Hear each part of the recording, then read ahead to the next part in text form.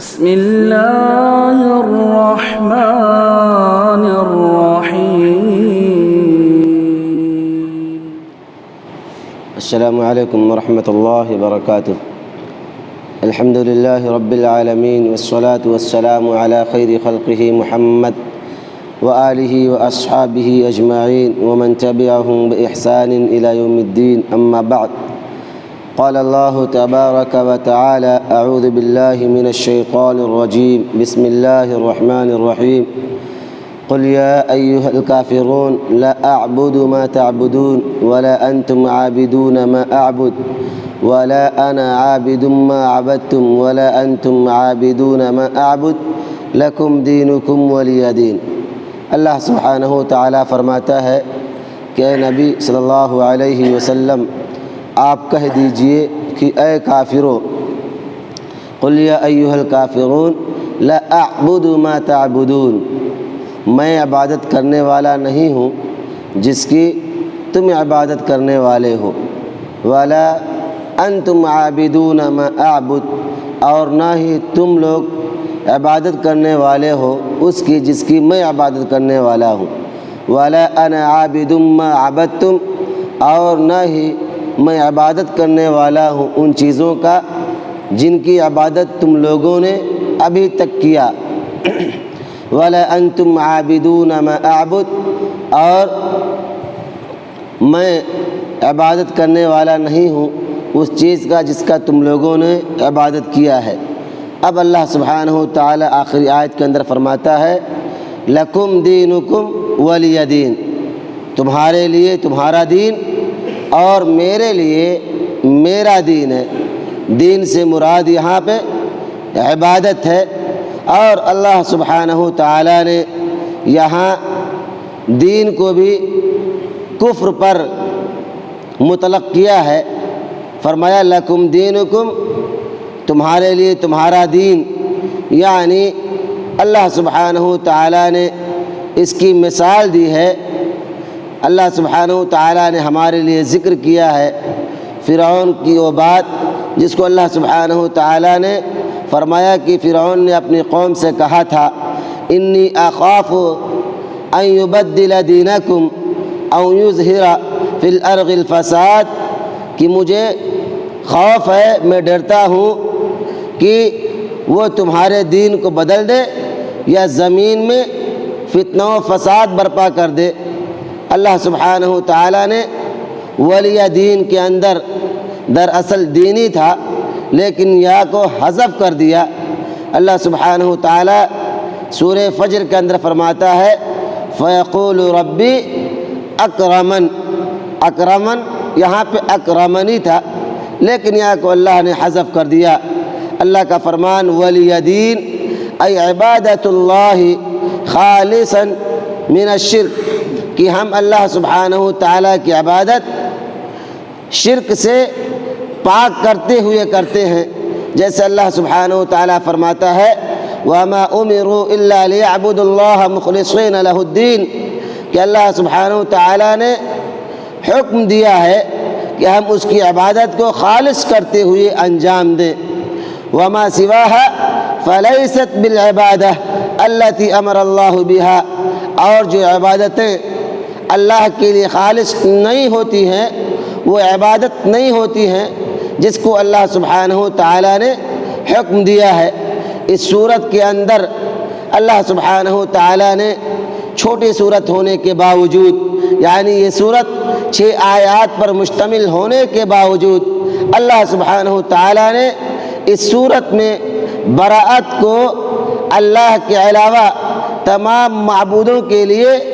شامل کر رکھا ہے۔ والبراءۃ من کل عبادہ،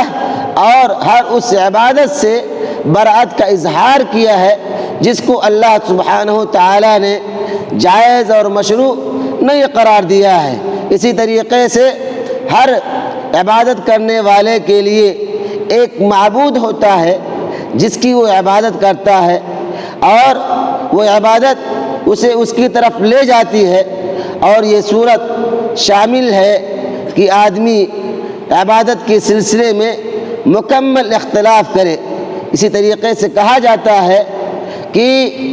یہاں پہ یہ سوال پیدا ہوتا ہے کہ اگر کوئی یہ کہے کہ دنیا کے اندر بہت سارے لوگ ایسے ہیں جو کسی کی عبادت نہیں کرتے ہیں، یعنی وہ اللہ کو نہیں مانتے ہیں، وہ کسی معبود کو بھی نہیں مانتے ہیں، معبودان باطلہ جیسے دنیا کے اندر شجر و حجر کی، جانداروں کی، جمادات کی اور دیگر چیزوں کی لوگ عبادت کرتے ہیں، انہیں اپنا معبود مانتے ہیں، لیکن سماج میں، دنیا میں کچھ ایسے ہیں جو کسی کو اپنا معبود نہیں مانتے ہیں، جسے ہم کمیونسٹ کے نام سے، نیچریت کے نام سے جانتا ہے، تو اس کا کیا جواب ہوگا کہ وہ اس میں تو شامل نہیں ہوں گے، ان کے لیے اس صورت میں کوئی برات نہیں ہے۔ تو اس کا جواب دیا گیا ہے کہ ہر وہ شخص جو ظاہری اعتبار سے کسی چیز کی عبادت نہیں کرتا ہے، وہ اپنے نفس کی خواہشات کی عبادت کرتا ہے، اور وہ اس کی عبادت کرتا ہے، اسی طرف کھینچ کے لے جاتا ہے، جیسے اللہ سبحانہ و تعالیٰ فرماتا ہے اَرَأَيْتَ مَنِ اتَّخَذَ إِلَٰهَهُ هَوَاهُ أَفَأَنْتَ تَكُونُ عَلَيْهِ وَكِيلًا۔ آپ کا کیا خیال ہے ان لوگوں کے سلسلے میں جو اپنے خواہشات کو، نفسانی خواہشات کی پوجا اور عبادت کرتے ہیں، کیا آپ اس پر گواہ اور وکیل نہیں ہیں؟ یعنی اللہ سبحانہ و تعالیٰ نے فرمایا کہ وہ لوگ جو کسی کی ظاہری طور پر عبادت نہیں کرتے ہیں، وہ مال کی عبادت کرتے ہیں، وہ لباس کی عبادت کرتے ہیں، وہ دنیا کی عبادت کرتے ہیں، اور یہ تمام عبادتیں ایسی ہیں جو اس کی طرف انہیں کھینچ کر لے جاتی ہیں۔ جیسے نبی کریم صلی اللہ علیہ وسلم نے فرمایا، بخاری شریف کی روایت ہے، حضرت ابو ہریرہ رضی اللہ تعالیٰ عنہ حدیث کے راوی ہیں، فرماتے ہیں کہ تعس عبد الدنیا والدرہم والقطیفۃ والخمیصہ ان اعطی رغی وان لم یعط لم یرغ۔ اللہ سبحانہ و تعالیٰ نبی کریم صلی اللہ علیہ وسلم فرماتے ہیں کہ بربادی ہے، ہلاکت ہے ان لوگوں کو جو دینار کے بندے ہیں، جو درہم کے بندے ہیں، جو کپڑوں کے قطیفہ کہتے ہیں، ایسا کپڑا جو مخملی ہو، والخمیصہ ایسا کپڑا جو ریشم والا ہو، یعنی زیب و زینت، مال و دولت کی طرف ان کا پورا دھیان ہوتا ہے، یعنی ان کا دل مال کی طرف، پیسے کی طرف، دنیا کی چمک دمک کی طرف ہمیشہ لگا ہوا ہوتا ہے۔ اللہ سبحانہ و تعالیٰ نے ان کے سلسلے میں فرمایا کہ یہ لوگ ناکام و نامراد ہیں، ان کے لیے بربادی ہے، ان کے لیے ہلاکت ہے۔ اگر ان کو دنیا میں سے کچھ چیزیں دے دی جائیں تو یہ خوش ہو جاتے ہیں، جیسے اللہ فرماتا ہے فَيَقُولُ رَبِّ أَكْرَمَنِ۔ جب انہیں دنیا میں مال و دولت سے دے دیا جاتا ہے، نواز دیا جاتا ہے، تو یہ سمجھتے ہیں کہ میرے پروردگار نے میری عزت کی، میری تکریم کی، تو یہ خوش ہو جاتے ہیں۔ اور اگر اللہ سبحانہ و تعالیٰ روک لیتا ہے، نہیں دیتا ہے، لم یرغا، تو یہ خوش نہیں ہوتے ہیں، جیسے کہتے ہیں فیقول ربی اکرمن۔ اگر اللہ سبحانہ و تعالیٰ بندے کو آزمانا چاہے، آزمائش میں، امتحان میں ڈالنا چاہے، یہ لوگ اس سے خوش نہیں ہوتے ہیں، ناراض ہو جاتے ہیں اور اس بات کا اظہار کرتے ہیں۔ اسی طریقے سے اس صورت میں اللہ سبحانہ و تعالیٰ نے کفار کے ہر عمل سے برات کا اظہار کیا ہے، لیکن اس کا یہ مقصد نہیں ہے کہ وہ کفار جو ہمارے ساتھ ملکوں میں، بستیوں میں یا ہمارے ماتحت رہتے ہیں، چاہے وہ عمال کی صورت میں ہو، یعنی مزدوروں کی صورت میں ہو، یا سیاحوں کی صورت میں ہو، جو سیاحت کی خاطر، گھومنے کی خاطر اسلامی ملکوں میں تشریف لے جاتے ہیں، وہ مسلمانوں کے ساتھ رہتے ہیں، تو ان کے ساتھ حسن سلوک کا معاملہ کرنا چاہیے اور ان کے ساتھ غیروں جیسا سلوک نہیں کرنا چاہیے، کیونکہ ان کے حقوق مسلمانوں پر عائد ہوتے ہیں، اور جب تک ان کی طرف سے مسلمانوں کے خلاف کوئی ایسا حکم، کوئی ایسا عمل صادر نہ ہو جس سے یہ لگے کہ وہ مسلمانوں کے دشمن ہیں، مسلمانوں کے خلاف ہیں، ان سے تب تک حسن سلوک کرنا چاہیے، اچھے معاملات انجام دینا چاہیے۔ اللہ تعالیٰ فرماتا ہے کہ لا ينهاكم الله عن الذين لم يقاتلوكم في الدين ولم يخرجوكم من دياركم ان تبروهم وتقسطوا اليهم ان اللہ يحب المقسطین۔ اللہ فرماتا ہے کہ جن لوگوں نے آپ کو آپ کے گھروں سے نہیں نکالا، آپ کو تکلیفیں نہیں دیں، آپ کو اذیت نہیں پہنچائی، تو ان کے ساتھ انصاف کا معاملہ کیجیے، ان کے ساتھ ظلم و زیادتی نہ کیجیے۔ اللہ سبحانہ و تعالی ناانصافی کرنے والوں، ظلم و بربریت کرنے والوں کو پسند نہیں فرماتا ہے۔ اللہ سبحانہ و تعالی اس صورت کے اندر، اس آیت کے اندر غافروں کے ساتھ حسن سلوک کا معاملہ انجام دیا ہے کہ اگر مسلمان آپ کے ساتھ، یعنی کافر آپ کے ساتھ حسن سلوک کرے، آپ کو تکلیف نہ دے، آپ کو تکلیف میں نہ ڈالے، تو آپ کو یہ حق نہیں پہنچتا کہ انہیں تکلیف میں رکھا جائے، بلکہ اسلام ان کے ساتھ جیسا وہ معاملہ کرے، جیسا وہ عمل کرے، ویسا کرنے کی تاکید کرتا ہے۔ لِيَقْطَعَ مَنَّتَهُ عَلَيْهِ، تاکہ جو ان لوگوں نے آپ پر احسان کیا ہے وہ کٹنے نہ پائے۔ یہاں تک کہ اللہ سبحانہ و تعالیٰ نے اس کے ذریعے سے یہ پیغام دیا ہے کہ جب ہم غیروں کے ساتھ حسن سلوک کا معاملہ کریں گے تو ان کے لیے اسلام میں بنے رہنا اور اسلام میں داخل ہونا آسان ہو جائے گا، کیونکہ معاملات جب ان کے سامنے واضح ہو جائیں گے کہ مسلمان یہ ہیں جو حسن سلوک کرتے ہیں، زیادتی کو پسند نہیں کرتے ہیں، انصاف کا معاملہ کرتے ہیں، تو مسلمانوں سے متاثر ہوں گے، مسلمانوں کے اخلاق سے متاثر ہوں گے، معاملات سے متاثر ہوں گے، اور ایسا کرنے پر ان کا دل مسلمانوں کے تئیں سے نرم ہو جائے گا اور سختی نہیں پیدا ہوگی، تو یہ سبب ہوگا اسلام میں داخل ہونے کے لیے۔ جیسے اللہ کے نبی جناب محمد مصطفیٰ صلی اللہ علیہ وسلم ارشاد فرماتے ہیں کہ الا من ظلم معاہدا او انتقصه او کلفه فوق طاقته او اخذ منه شيئا بغیر طلب نفس فانا حجیجه یوم القیامہ۔ صحیح ابن داؤد کی روایت ہے کہ آپ صلی اللہ علیہ وسلم نے مسلمانوں کو آگاہ کیا کہ جس نے کسی معاہد کے ساتھ ظلم کیا یا اس کا معاہدہ توڑ دیا یا اس نے اس پر ایسی چیز مکلف کر دی، اس کے اوپر ڈال دی جس کی وہ طاقت نہیں رکھتا ہے، یا اس سے بغیر حق کے کسی چیز کا مطالبہ کر لیا، اللہ کے نبی صلی اللہ علیہ وسلم فرماتے ہیں آگاہ رہو میں ایسے لوگوں کے خلاف قیامت کے دن حجت بن جاؤں گا، یعنی ان کے خلاف، ایسے مسلمانوں کے خلاف گواہی دوں گا۔ اور جو لوگ مسلمان اور وہ اما من تعرض لهم القتل، اور جو لوگ ان کے ساتھ زیادتی کرتے ہیں یعنی انہیں قتل کر دیتے ہیں، نبی کریم صلی اللہ علیہ وسلم ارشاد فرماتے ہیں کہ من قتل معاہدا لم يرح رائحة الجنة وإن ريحها توجد من مسيرة 40 عاما۔ آپ صلی اللہ علیہ وسلم فرماتے ہیں کہ جو شخص کسی معاہد کو، یعنی مسلمانوں کے عہد میں، مسلمانوں کے ساتھ کوئی وعدہ، کوئی عہد، کوئی شرط لگا رکھی ہو، اگر کسی مسلمان نے کسی معاہد کو قتل کر دیا، آپ صلی اللہ علیہ وسلم فرماتے ہیں کہ وہ جنت کی خوشبو تک نہیں پائے گا، جنت کی خوشبو نہیں پائے گا۔ آپ صلی اللہ علیہ وسلم فرماتے ہیں کہ اگرچہ جنت کی خوشبو 40 سال کی مسافت سے اس کی خوشبو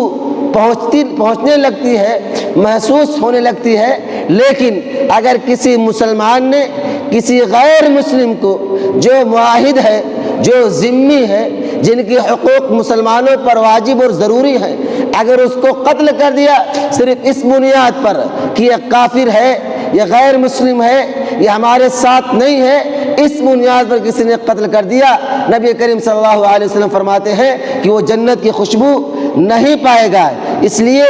اس سورت کے اندر جو سورہ کافرون ہے، جو مسلمانوں کو حکم دیتی ہے کہ کافروں کے تمام اعمال سے کلی طور پر براءت کا اظہار کریں، یہ ضروری ہے، لیکن اس کے ساتھ ساتھ جو کافروں کے حقوق ہیں اس کو بجا لانا، اس کی حفاظت کرنا، یہ بھی ہمارے لیے ضروری ہے ہمارے لیے اس صورت میں صحابہ کرام اور رسول اکرم صلی اللہ علیہ وسلم کا اسوہ، آپ کا طریقہ ہمارے سامنے ہونا چاہیے۔ جو کچھ صحابہ کرام نے، نبی کریم صلی اللہ علیہ وسلم نے کفار کے ساتھ عمل کیا، ان کفار کے ساتھ جو دشمن نہیں تھے، جیسے کہ عقبہ بن عامر الجہنی رضی اللہ تعالیٰ عنہ بیان فرماتے ہیں کہ انہ مر برجل ہیئتہ کہیئت مسلم، فرماتے ہیں کہ ان کا گزر ایک ایسے آدمی کے پاس سے ہوا جو مسلمانوں جیسا لگتا تھا، فسلم، تو آپ نے اس سے سلام کر لی، فرد علیہ، اور اس نے سلام کا جواب دے دیا، وعلیکہ ورحمۃ اللہ وبرکاتہ۔ تو آپ سے ایک غلام نے کہا کہ یہ نصرانی ہے، مسلمان نہیں ہے۔ وہ کہتے ہیں کہ عقبہ بن عامر کھڑے ہوئے اور اس کے پیچھے پیچھے چلے گئے حتی ادرکہ، یہاں تک کہ اس کو پا لیا۔ فرمایا کہ ان رحمت اللہ وبرکاتہ علی المؤمنین، فرمایا کہ بے شک اللہ کی رحمت اور اس کی برکت مومنین کے لیے ہے، لیکن اطال اللہ حیاتک، اللہ سبحانہ وتعالی آپ کی عمر کو زیادہ کرے، مال میں اضافہ کرے، اولاد میں اضافہ کرے۔ یہ آپ نے اس کو دعا دی۔ یہ احسان کا ایک طریقہ ہے، صحیح مفرد میں ہے، امام بخاری نے اس کو روایت کیا ہے۔ تو فرمایا کہ احسان کا ایک طریقہ ہے، جب آدمی احسان کرتا ہے تو سامنے والے کا دل، سامنے والے کی طرف سے جو احسان کرتا ہے اس کی طرف سے نرم پڑ جاتا ہے، خواہ کتنا ظالم و جابر ہو، خواہ کتنا